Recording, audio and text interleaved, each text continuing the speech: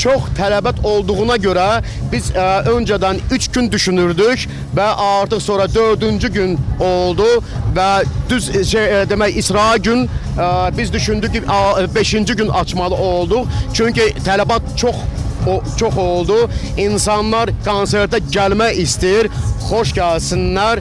Bir daha, yəni yenə də bilmirəm, bəlkə də 6-cı, bəlkə 7-ci günümüz oldu. Laçında mənim konsertim olmuşdu, düzdür, yeni ildə olmuşdu.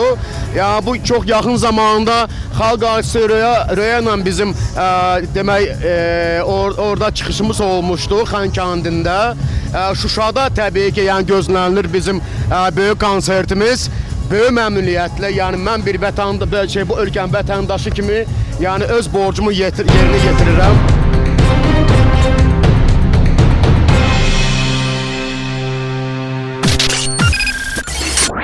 BTV Xəbər.az